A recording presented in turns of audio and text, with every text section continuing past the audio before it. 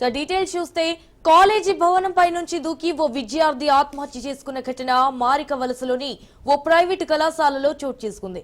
వేదాంత Karthikeya inter second year చదువుతున్నాడు. అయితే చదువు విషయంలో కళాశాల యాజమాన్యం ఒత్తిడి భరించలేక విద్యార్థి ఆత్మహత్యకు పాల్పడ్డాడని స్నేహితులు చెబుతున్నారు. పిఎం పాలెం పోలీసులు ఘటనాస్థలికి చేరుకుని కేసు నమోదు చేసుకున్నారు.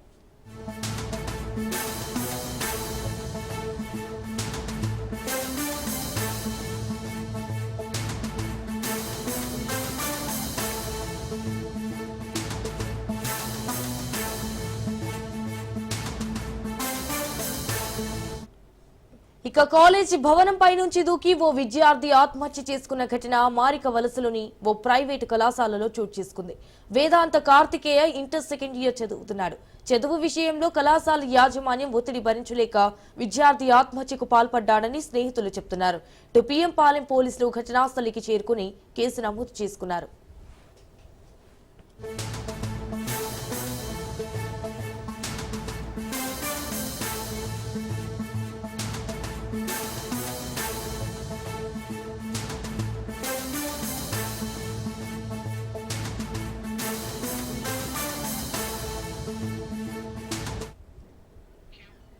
రైట్, ఇక ఇన్సిడెంట్ కి సంబంధించి మరిన్ని డీటెయిల్స్ మా ప్రతినిధి సూర్యప్రకాష్ ఫోన్ ద్వారా అందిస్తారు.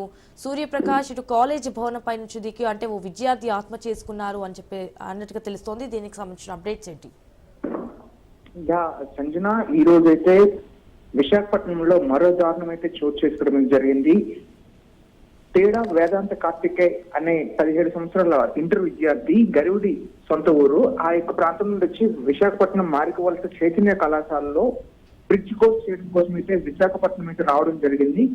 అసలు సెలవుల సమయంలో కాలేజ్ పెట్టడమే ఒక తప్పిదం అయితే, ఆ పెట్టిన తర్వాత కూడా ఇంకా బాగా చదవాలని, మరింత బాగా చదవాలని వాళ్ళ మీద ప్రెజర్ పెట్టడంతో అతను తట్టుకోలేక గత 2 రోజులుగానే ఈ యొక్క మానసికంగా ఇబ్బంది కలగడం, అలానే కాలేజ్కి వెళ్ళకపోవడం, చుట్టుప్రక్కల ఎవరితో కూడా ఉండకపోవడంతో కొంచెం ఫేవరిష్ గా ఉందనే విషయాన్ని కూడా స్థానికుల్లో అక్కడ ఉన్న వాళ్ళ యొక్క ఫ్రెండ్స్ తో చెప్తే వాళ్ళేమో వాళ్ళ పేరెంట్స్ వరకు తెలియజేయడం జరిగింది. వాళ్ళు వచ్చి వాళ్ళ యొక్క బంధువులు వచ్చి వాళ్ళని ఓదార్చడం కూడా జరిగింది.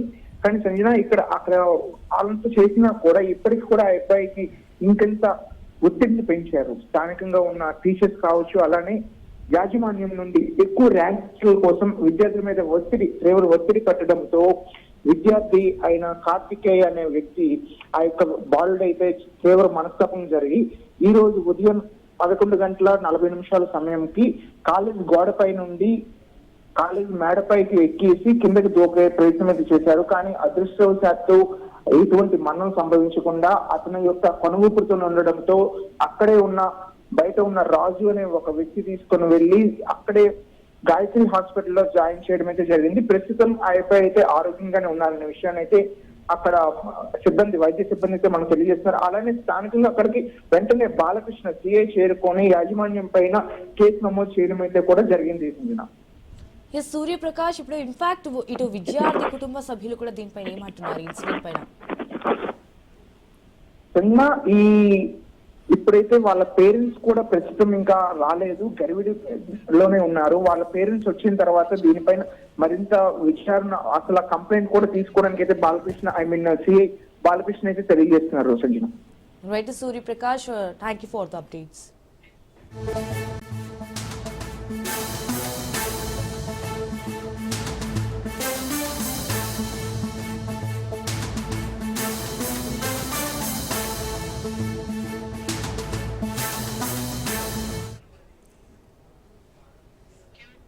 ఇక జగిత్యాల ఎమ్మెల్యే సంజయ్ పై ఎమ్మెల్సీ కవిత మండిపడ్డారు. ఎమ్మెల్యే సంజయ్, ఎంపీ అరవింద్ ఢిల్లీలో కలిసిమెలిసి తిరుగుతున్నారని కవిత విమర్శించారు.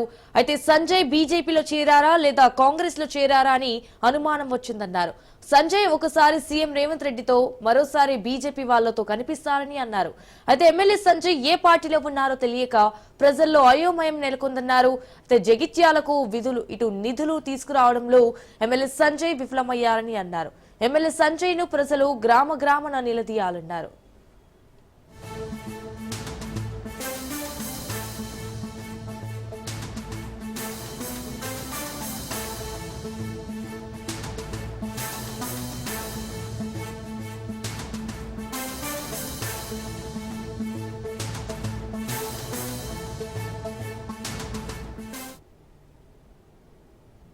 అంతేనా 119 మంది ఎమ్మెల్యేలు ఉన్నారు. అందులో మన గొప్ప జగిత్యాల ఎమ్మెల్యే గారికి వచ్చిన ర్యాంకు 108. 119 మందిలో 108వ ర్యాంక్ వచ్చింది.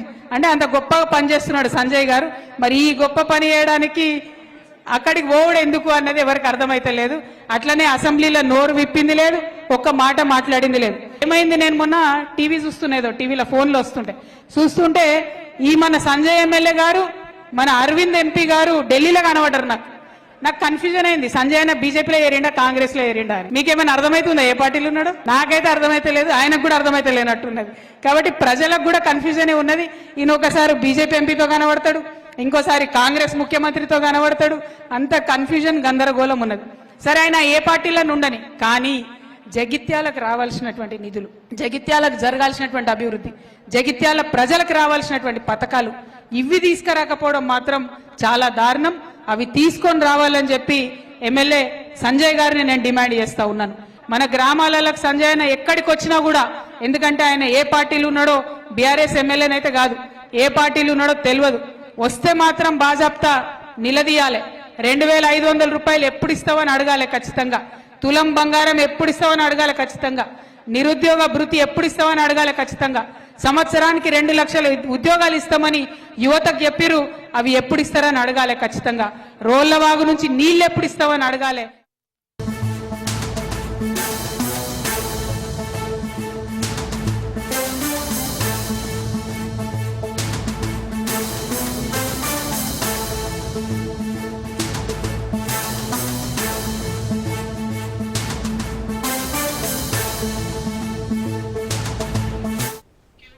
ఇక లావణ్యపై రాజ్ తరుణ్ తల్లిదండ్రులు దాడికి పాల్పడ్డారు. కోకాపేట నివాసానికి వెళ్లి దాడి చేశారు రాజ్ తరుణ్ పేరెంట్స్.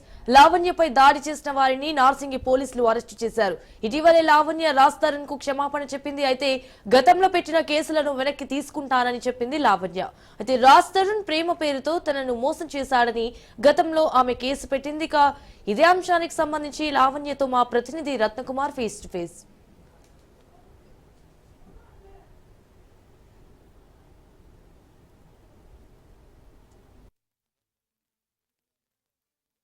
తెలిసిందే వివాదానికి సంబంధించి రాజ్ తరుణ్ తను దాదాపు 12 సంవత్సరాల పాటు తనను యూజ్ చేసుకుని తర్వాత తనను మోసం చేశాడంటూ పోలీస్ స్టేషన్ మెట్లెక్కిన తర్వాత ఈ అంశం అనేది చివరకు కోర్టు వరకు వెళ్ళింది. అయితే కొద్దిసేపటి క్రితమే ఇటు రాజ్ తరుణ్ తల్లిదండ్రులు కొంతమంది దుండగులను తీసుకొచ్చి తమ మీద అటాక్ చేయించారంటూ ఇటు లావణ్య ఆరోపిస్తుంది. ప్రజెంట్ మనం నివాసం ఉంటున్నటువంటి కోకాపేట విల్లా దగ్గర ఉన్నాం. ప్రజెంట్ విజువల్స్ లో చూడొచ్చు.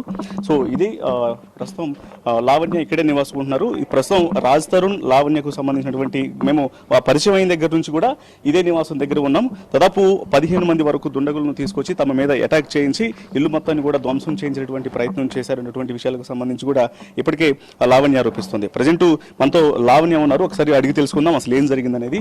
మేడం ఏం జరిగింది? నార్మల్ గా డైలీ రొటీన్ లాగా ఏందండి, ఒకేసారి ఒక 8 ఉమెన్ ఇద్దరు వచ్చారు మగవాళ్ళు. వాళ్ళ వెనకాల వీళ్ళ పేరెంట్స్ వచ్చారు. నేను పైన ఉన్నాము, నన్ను మా తమ్ముడిని పైనుంచి మొత్తం గేట్ వరకు ఈడ్చుకొని వెళ్ళారు. ఆడవాళ్ళని రిక్వెస్ట్ చేశారు, అమ్మాయిలు ఏంటి నన్ను మొలెస్ట్ చేశారండి రావట్లేదని. మరి అంకుల్ ఆంటీ ఆగండి మాట్లాడతాను అన్నా సరే ఆ మనుషులు ఒక్క నిమిషం మాటిన లేదు. కాళ్ళు కట్టేసుకుని వచ్చి వీల్ చైర్ అంతా ఇది ఆడుతున్నారు. కోర్టులో ఉంది కేసు, కోర్టు ఏమైనా తీర్పిచ్చిందా? పోనీ ఆ మనిషి వచ్చాడా? పోనీ వాళ్ళు ఇక్కడ ఉంటున్నారా? 15 సంవత్సరాల నుంచి మేము కంటిన్యూ చేసాం మా లైఫ్. కోర్టులో కేసు ఉన్నప్పుడు కంటెంప్ట్ ఆఫ్ కోర్ట్ అవుతుందని కూడా మరి తెలియదా వాళ్ళకి? నేను అదే అంకుల్ ఆంటీని రాజ్ తరుణ్ వెళ్ళిపోయినప్పుడు నేను అంకుల్ ఆంటీ తలుపు తీయండి మాట్లాడుకుందాం అని అన్నానండి. ఈ రోజు వాళ్ళు వచ్చి నన్ను ఇలా ధ్వంసం చేశారు. నేను ఇప్పుడు ఏం చేయాలో కూడా నాకు అది అర్థం కావట్లేదు. దీనంతా వెనక రాజ్ తరుణ్ మాత్రమే చేయిస్తున్నాడు. రాజ్ తరుణ్ సెక్యూరిటీకి ఫోన్ చేసి సీసీ కెమెరాలు ఆపిచ్చేయమని చెప్పి మొత్తం ప్లాన్ ప్రకారంగా చేస్తున్నారు. మొత్తం ఒకసారి చూద్దాము పూర్తిగా. మనం ఒకసారి విజువల్స్ లో చూడొచ్చు. ఇక్కడ ముందున్నటువంటి లైట్లు బల్బులు మొత్తాన్ని కూడా పగలగొట్టడం జరిగింది.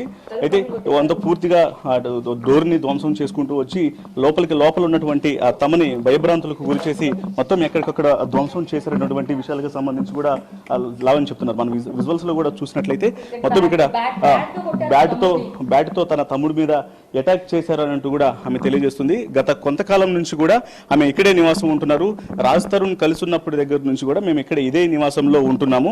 అట్లాంటిది కొంతమంది గుర్తు తెలియని వ్యక్తులు వచ్చి ఒక్కసారిగా తన పైన దాడి చేసే ప్రయత్నం చేశారు. పూర్తిగా తమను కొట్టి అటాక్ చేసేటువంటి ప్రయత్నం చేశారు. ఇక్కడ ఒకసారి వాస్తవానికి తమ ఇంటి దగ్గర ఇక్కడ సీసీ కెమెరాలు అనేవి ఉన్నాయి. అయితే వచ్చి అటాక్ చేసినటువంటి ఇన్సిడెంట్ అనేది తెలియకుండా అక్కడ ఉన్నటువంటి ముందు సీసీ కెమెరాలను ధ్వంసం చేసి ఆ తర్వాత తమ మీద అటాక్ చేశారు. క్రికెట్ బ్యాట్లు కనిపిస్తున్నాయి కదా, ఇక్కడ విజువల్స్ లో కనిపిస్తున్నటువంటి క్రికెట్ బ్యాట్లను తీసుకొని తమ మీద దాడి చేశారు. ఆ స్త్రీలు ఉన్నారు, పురుషులు ఉన్నారు, కనీసం మహిళ అని కూడా చూడకుండా తమను ఇష్టానుసారంగా కొట్టి ఇబ్బందులకు గురి చేశారనేటువంటి విషయానికి సంబంధించి కూడా ఆమె తెలియజేస్తూ ఉన్నారు. ఒకసారి మనం లోపల అసలు ఇంకా ఏం జరిగిందనేది కూడా తెలుసుకునే ప్రయత్నం చేద్దాం. ఒకసారి తలుపులు లాక్ చేసుకున్నాము భయపడి. ఒకేసారి అటాక్ వచ్చారు. మా తమ్ముడు లోపల వేసుకుంటే ఈ తలుపు పగలగొట్టేసి బయటికి లాక్కొని వచ్చి గేట్ వరకు తీసుకెళ్లారు. అంత తర్వాత నేను పైన ఉన్నాను, నా దగ్గరకు వచ్చారు. పైన మొత్తం ఒక 10-12 వరకు వచ్చారండి. అందరినీ పోలీసులు తీసుకెళ్లారు. నేను 100 ఫోన్ చేశాను. వెంటనే మా తమ్ముడు ఫోన్ పగలగొట్టేశారు, నా ఫోన్ పగలగొట్టేశారు. ఓకే, అంటే మీ దగ్గర ఉన్నటువంటి మొబైల్స్ ని లాక్కొని వాళ్ళు ఇట్లా ధ్వంసం చేయడం జరిగింది. ఇంకో మొబైల్ కూడా వాళ్ళ దగ్గరే ఉందండి. ఓకే, సో ఇప్పుడు అంటే పోలీసులు ఏం చెప్తున్నారు ఇప్పుడు ఇన్సిడెంట్? స్టేషన్ కి వెళ్ళాలి ఇప్పుడు. ఓకే, ఒకసారి చూపిస్తారా లోపల? లేదు, పైన. ఓకే, సో ఇక్కడ ఒకసారి విజువల్స్ లో చూడొచ్చు. మొత్తం లోపల ఇంట్లో ఉన్న వాళ్ళందరినీ ఒకసారిగా భయభ్రాంతులకు గురి చేస్తూ ఇంటి తాళాలు మొత్తం లోపల లాకులు చేసుకున్నప్పుడు కూడా అంత పగలగొట్టి లోపలికి ఒకసారి మనకి ఇక్కడ చూడొచ్చు. ఇక్కడ లాక్స్ కు సంబంధించిన ఉంటే వాటన్నింటిని కూడా ధ్వంసం చేసి లోపల భయంతో తమ్ముడు లోపల ఉంటే అతన్ని కూడా క్రికెట్ బ్యాట్లు తీసుకొని వచ్చి కొట్టి గాయపరిచినటువంటి పరిస్థితి ఉంది. అత్యంత దారుణమైన సిచ్యువేషన్ కి వస్తానని అనుకోలేదు. మనిషి నోరు తెరిచి లావణ్య నువ్వు వెళ్ళిపోని ఇల్లు కావాలి అని ఇచ్చేసేదాన్ని. ఇంటి కోసం కాదు, నా రాజు కోసం ఫైట్ చేసుకున్నాను. తను మళ్ళీ నార్మల్ మనిషి అవుతాడు, సినిమాలు చేసుకోవాలని పబ్లిక్ గా వచ్చి నేను సారీ చెప్పాను. ఇంత అవమానపడతాననేది అనుకోలేదు. ఆడపిల్లలను కూడా చూడకుండా గలీజ్ గా మొలెస్ట్ చేశారు, నా బ్రెస్ట్ అంతా ఉత్తేశారు. ఇలాంటి ఆడవాళ్ళు కూడా ఉంటారా? ఇలా ఆడవాళ్ళ కోసం నేను ఫైట్ చేద్దాం అనుకున్న స్టేజ్కి నేను వచ్చేసాను. రాజతరుణ్ణి కూడా వద్దనుకొని ఆడవాళ్ళు అనుకొని వచ్చింది. నాకు ఇవాళ ఆడవాళ్ళ నుంచి మొలెస్టేషన్ జరిగింది. అంటే మీరు గతంలోనే చెప్పడం జరిగింది, రాజ్ తరుణ్ మీద ఉన్నటువంటి కేసులను కూడా తను వెనక్కి తీసుకుంటాను, క్షమించాలనేటువంటి విషయం కూడా చెప్పారు. ఇవన్నీ జరిగిన తర్వాత కూడా చెప్పిన తర్వాత కూడా ఇన్సిడెంట్ జరగడానికి సంబంధించి నాకు ఇంకా చావాలనిపిస్తుందండి. ఇంత అవమానమా? పబ్లిక్ గా వచ్చి కూడా నేను సారీ చెప్పాను. ఎంత అమాయకంగా కనిపించే మనిషి ఇంత దారుణ.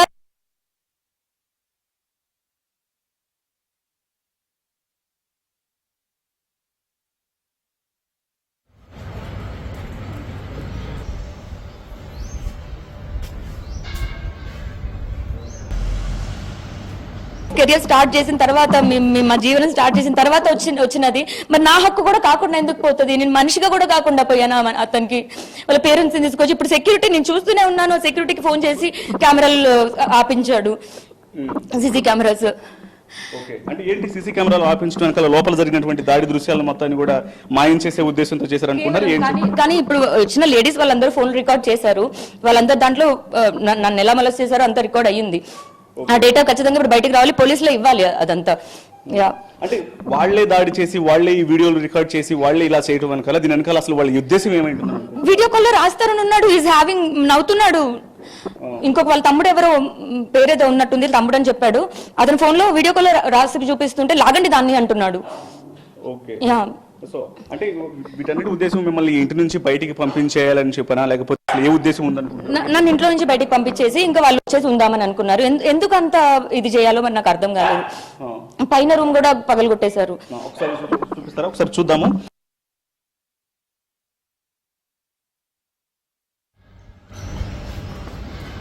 లోపల ఉన్నటువంటి తమ మీద అటాక్ చేశారు. అటాక్ చేసి లోపల ఉన్న వాళ్ళందరినీ మొత్తం సీసీ కెమెరాలని పగలగొట్టడము, ఆ తర్వాత లోపల ఉన్నటువంటి క్రికెట్ బ్యాట్లు తీసుకొని తన మీద ఇష్టానుసారంగా అటాక్ చేసి ఇబ్బందులకు గురి చేశారు, దాడి చేశారు అనేటువంటి విషయాన్ని కూడా లావణ్య తెలియజేస్తున్నారు. మనం ఒకసారి ఇక్కడ విజువల్స్ లో కూడా చూస్తూనే ఉన్నాము.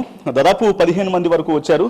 వాళ్ళందరూ బారి నుంచి తప్పించుకునేటువంటి ఆ ప్రయత్నంలో భాగంగా తాము లాకులు వేసుకుని ఉంటే ఆ లాకులు మొత్తాన్ని కూడా పగలగొట్టి తన లోపలికి వచ్చి ఇష్టానుసారంగా జుట్టుపట్టి శరీర అవయవాలను టచ్ చేసి ఇష్టానుసారంగా అంటే స్త్రీ అని మహిళ అని కూడా చూడకుండా తనను ఇష్టానుసారంగా గాయపరిచి ఇబ్బందులకు గురి చేశారనేటువంటి విషయాన్ని కూడా తెలియజేస్తున్నారు. మనం విజువల్స్ లో కూడా చూస్తూ ఉన్నాం ఎంత దారుణమైనటువంటి పరిస్థితులు అనేవి ఇక్కడ కనిపిస్తున్నాయి అనేది.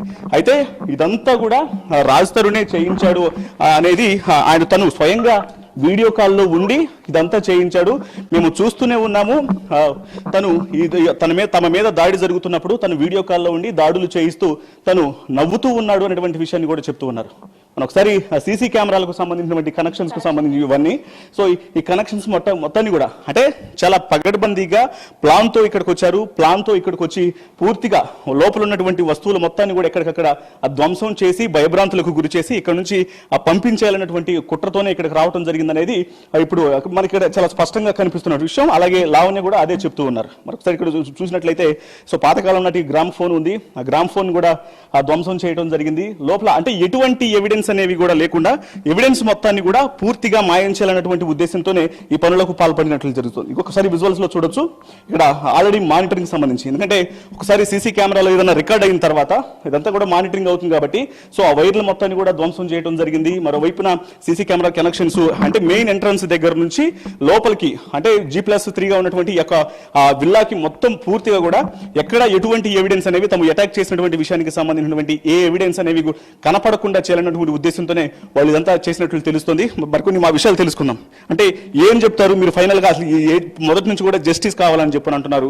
ఇప్పుడు ఇంత దాకా వచ్చింది, మీ ప్రాణాలు కూడా ప్రమాదకరమైనటువంటి సిచ్యువేషన్స్ ఏర్పడ్డాయి. సో ఏం చెప్తారండి? నేను తన మీద ఉన్న ప్రేమతో కేసు కూడా వద్దు తీసేసుకుంటాను అని చెప్పడం జరిగిందండి. తను వర్క్ చేసుకున్నా చాలు, పోనీ ఎక్కడున్నా చాలు అనుకొని కోరుకున్నాను నిజంగా. అండ్ 1 year అవుతుంది, నేను కూడా నార్మల్ లైఫ్ కి అలవాటు పడుతున్నాను.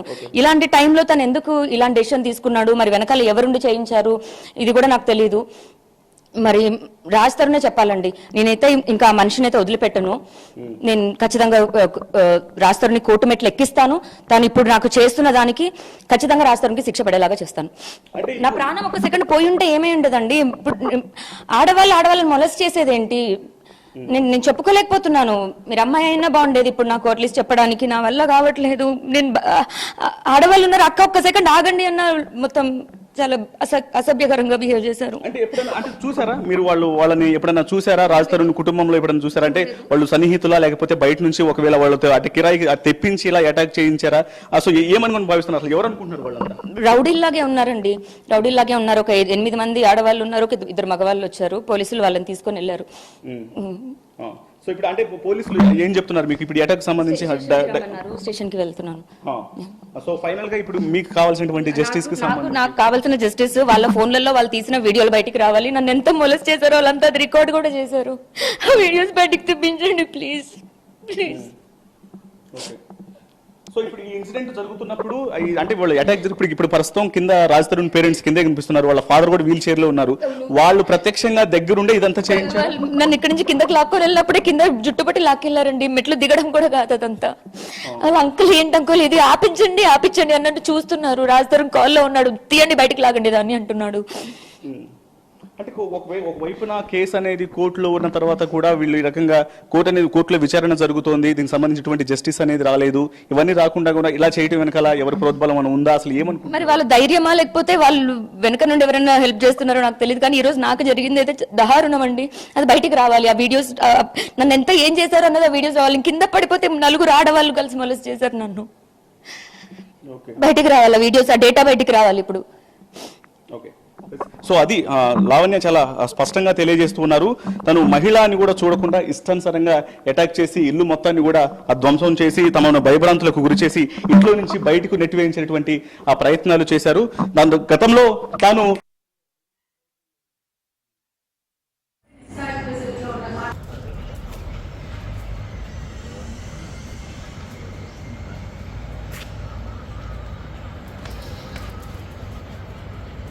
వాటిని వెనక్కి తీసుకుంటారన్నటువంటి విషయాన్ని కూడా ఆమె తెలియజేశారు. తెలియజేసిన తర్వాత ఇప్పుడు ఈ ఇన్సిడెంట్ కు సంబంధించి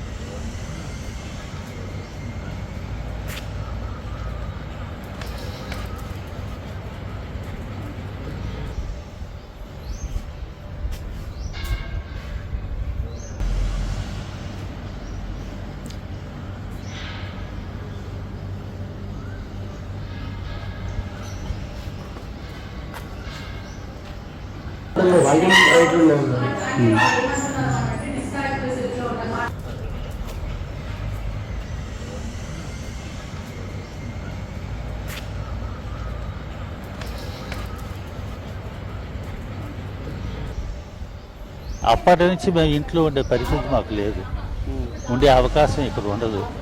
ఎప్పుడైనా సంవత్సరానికో 2 సంవత్సరాలకో వచ్చి మేము చూసుకొని వెళ్ళిపోవడం తప్పితే ఉండే పరిస్థితి మాకు లేదు. ఇప్పుడు ఏంటంటే ఎప్పుడైతే తన డ్రగ్స్లో ఇన్వాల్వ్ అయిపోయిందో అంటే 3 ఇయర్స్ వరకు వాళ్ళ రిలేషన్ ఉండేది. 3 ఇయర్స్ తర్వాత వాళ్ళ మధ్య రిలేషన్ లేదు. కాకపోతే ఏంటంటే ఎక్కడ గొడవ అవుతుందో ఇప్పుడు చూసారా, ఇప్పుడైతే అతను బయటకు వచ్చాడు ఇంత రభస అయింది. ఇదే రభస కానీ ఆ స్టార్టింగ్లో వస్తే కెరీర్ పోతుంది కదా, ఆ కెరీర్ పోతుందని భయంతో ఇన్నాళ్ళు భరించున్నాడు. అందరూ అంటారు ఎందుకు భరించున్నాడు అని.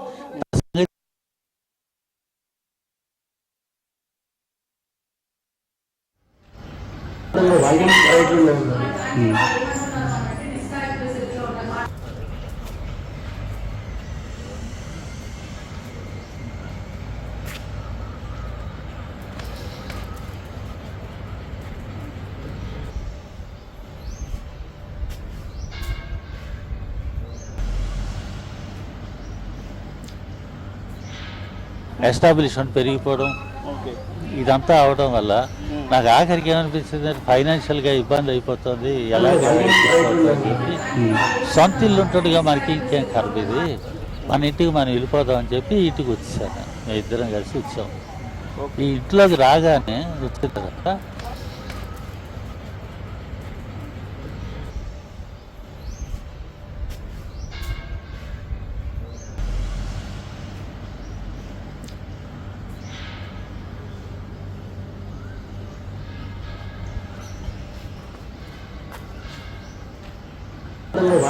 పగలగొట్టారని చెప్తుంది. అక్కడ సీసీ ఫుటేజ్ పగిలిపోయిన విషయం కనిపిస్తుంది.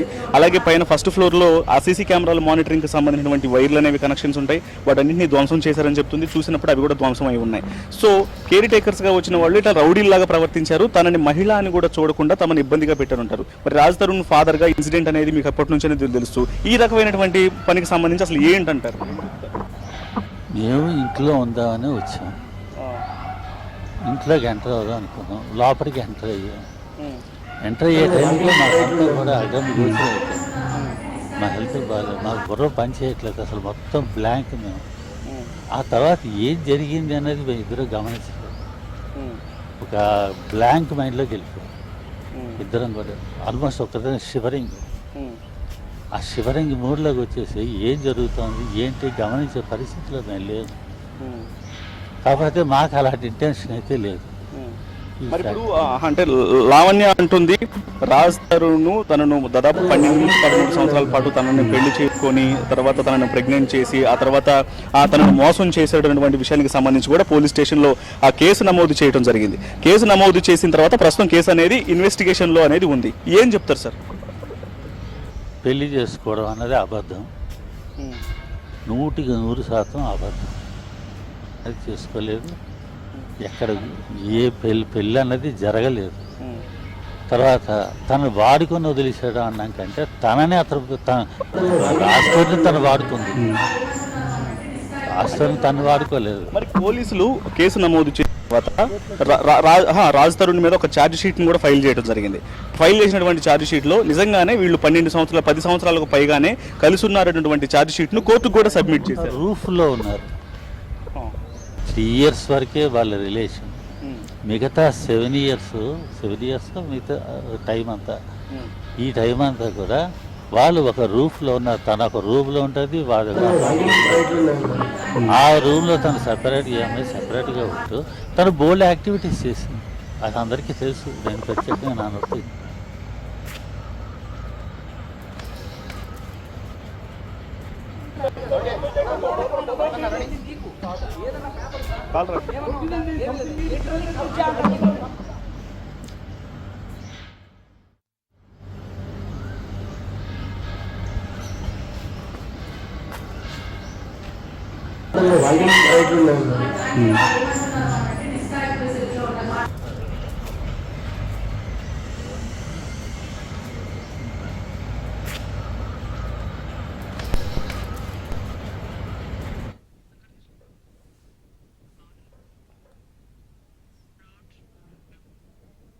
ఇక లావణ్యపై రాజ్ తరుణ్ తల్లిదండ్రులు దాడికి పాల్పడ్డారు. కోకాపేట నివాసానికి వెళ్లి దాడి చేశారు. రాజ్ తరుణ్ పేరెంట్స్ లావణ్యపై దాడి చేసిన వారిని నార్సింగ్ పోలీసులు అరెస్టు చేశారు. ఇటీవల లావణ్య రాజ్ తరుణ్ కు క్షమాపణ చెప్పింది. అయితే గతంలో పెట్టిన కేసులను వెనక్కి తీసుకుంటారని చెప్పింది లావణ్య. ఇటు రాజ్ తరుణ్ ప్రేమ పేరుతో తనను మోసం చేశాడని గతంలో ఆమె కేసు పెట్టింది. రైట్, ఇక ఇటు లావణ్య నివాసం నుంచి మా మరిన్ని డీటెయిల్స్ మా ప్రతినిధి రత్న కుమార్ లైవ్ లో అందిస్తారు. రత్న కుమార్, చెప్పండి, అక్కడ సిచ్యువేషన్ ఎలా ఉంది? First of all yes, Lavanya Raj Tarun incident కు సంబంధించి గత కొంతకాలంగా ఇన్సిడెంట్ అనేది ప్రజెంట్ హాట్ టాపిక్ గా మారినటువంటి నేపథ్యంలోనే ఇప్పుడు మరొక హైడ్రామా అనేది చోటు చేసుకుంది. ఇల్లు తమది అంటే తమదు అంటూ ఒకసారిగా లావణ్య ఇంటి వద్ద ఒక హైడ్రామా అనేది క్రియేట్ అయింది. కొద్దిసేపటి క్రితమే ఆ లావణ్య ఉంటున్నటువంటి కోకపేట నివాసానికి చేరుకున్నటువంటి రాజ్ తరుణ్ తల్లిదండ్రులు ఈ ఇల్లు తమది, తమ పేరు మీద ఉంది, లావణ్య అక్రమంగా ఈ ఇంట్లో ఉంటుందని వాళ్ళు ఆరోపిస్తూ ఉన్నారు. అలాగే కొద్దిసేపటి క్రితమే కొంతమంది వ్యక్తులను తీసుకొని వచ్చి వాళ్ళు లావణ్య మీద అలాగే మరికొంతమంది వ్యక్తుల మీద ఫాదర్ కావచ్చు అలాగే ఆ బ్రదర్ మీద అటాక్ చేయించినటువంటి కూడా ఆమె తెలియజేసినటువంటి పరిస్థితి. ప్రజెంట్ మనం నివాసం దగ్గరే ఉన్నాం. ఒకసారి విజువల్స్ లో చూసినట్లయితే లావణ్య నివాసం దగ్గర ప్రజెంట్ ఒకవైపున మరోవైపు రాజ్ తరుణ్ యొక్క తల్లిదండ్రులు కూడా చేరుకోవడం జరిగింది.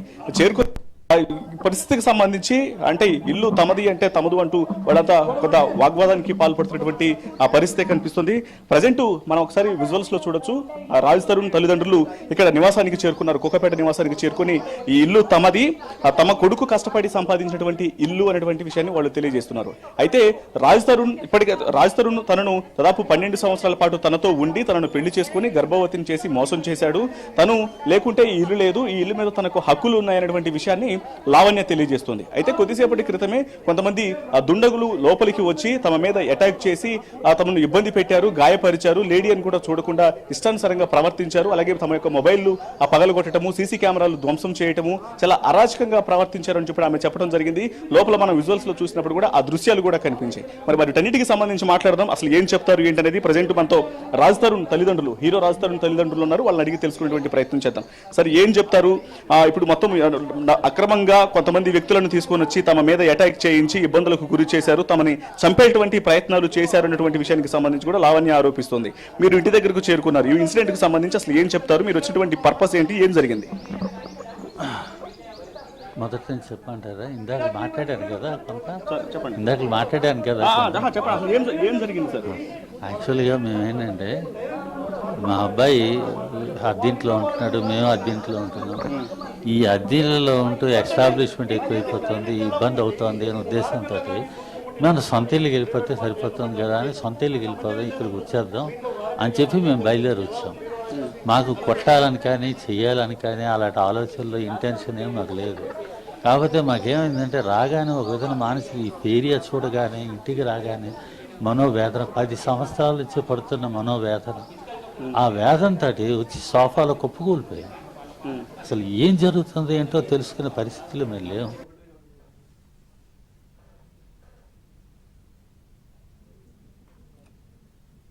అప్పుడు ఏం జరిగింది ఏంటి అన్నది నేను గమనించలేదు. కాబట్టి మాకైతే ఆ ఉద్దేశం ఏం లేదు. అంటే ఎవరు మీతో పాటు వచ్చినటువంటి వ్యక్తులు ఎవరు? లోపల సీసీ కెమెరాలు పగలగొట్టారు, ధ్వంసం చేసి ఇల్లును మొత్తం మమ్మల్ని జుట్టు పట్టుకొని ఏడ్చి మెయిన్ గేట్ వరకు తీసుకెళ్లారు. ఫోన్లు కూడా పగలగొట్టారని చెప్తున్నారు. వాటికి సంబంధించిన ఎవిడెన్స్ చూపిస్తున్నారు. లోపల దృశ్యాలు కూడా కనిపిస్తున్నాయి. మీరే తీసుకొచ్చారా వాళ్ళని? కేర్ టేకర్స్ మాతో రావడం వాస్తవం, కొంతమంది వచ్చారు. అయితే ఈ విషయం అంతా కూడా ఏం జరుగుతుంది అన్నది చెప్తాను కదా. సోఫాలో కుప్పగోలిపోయి ఉన్నాము. మాకు అసలు ఏం జరుగుతుంది ఏంటి అసలు తెలుసుకునే అవగాహన కూడా లేని పరిస్థితిలో ఉన్నాము. ఆ గ్యాప్లో ఏం జరిగిందో ఏంటో తెలియదు. హడావిడి అయిపోయింది. తర్వాత తను వచ్చింది. వచ్చి బ్యాగులు బయటికి ఇస్తడంలో మళ్ళీ మేము అలర్ట్ అయ్యాం. బ్యాగులు బయటికి ఇసిరింది, బయటికి ఇసిరి వెళ్ళిపోయింది, ఇక్కడ పడేసింది. ఆ విసిరిసిన తర్వాత మళ్ళీ తను తీసుకెళ్ళి అది బయట ఎక్కడ కమ్యూనిటీ గేట్ దగ్గర పడేయమంటే అప్పుడు ఆ సెక్యూరిటీని రిక్వెస్ట్ చేసుకుని ఇక్కడ పెట్టమన్నాను. అది సరే అడిగి తెలుసుకుందాం అసలు ఏం జరిగింది. లావణ్య తండ్రి కూడా ఇక్కడే ఉన్నారు. సరే ఏం చెప్తారు, ఏం జరిగింది అసలు ఇన్సిడెంట్, లోపలంతా ధ్వంసకరంగా పరిస్థితి కనిపిస్తుంది? ఏం లేదండి, వాళ్ళు డైరెక్ట్ వాళ్ళ ఇంటికి వస్తే ఎవరు వద్దంటారండి, అర్థమైందా? రాజధానిలో లావణ్య ఇల్లు, వాళ్ళు ఎప్పుడైనా రావచ్చు, ఎప్పుడైనా పోవచ్చు, దానికి మాకు అభ్యంతరం ఏం లేదండి, అర్థమైంది. ఇదంతా 50 మంది పబ్లిక్ తెలియాలి, మీ మీడియా ద్వారా అందరూ తెలుసుకోవాలి. బట్ 15 మంది గుండాలు తీసుకొచ్చి ఒక ఆడపిల్లని కూడా చూసుకోకుండా ప్రైవేట్ పార్ట్స్ ఎట్లా పడితే అట్లా చేసుకొని గొంతు బట్టి మేము గేట్ దాకా తీసుకొని ఏంది వాటే జోకండి. అలాంటి ఎలా చేస్తారండి, అలాంటి ఎలా చేస్తారు? నేను మాత్రం ఇప్పుడు ఎలా చేయమండి, అదంతా కోర్టులో నడుతుంది బ్రో. కోర్టు తర్వాతనే ఏమన్నా ఉండా కూడా నేను చెప్తాను. సో అది లావణ్య తల్లిదండ్రులు చాలా స్పష్టంగా చేస్తున్నారు. విషయం అనేది కోర్టు పరిధిలో ఉంది కాబట్టి కోర్టు ద్వారా తెలుసుకుంటున్న విషయాన్ని మాత్రమే తెలియజేస్తున్నారు. Right Ratnakumar, thank you for the live updates.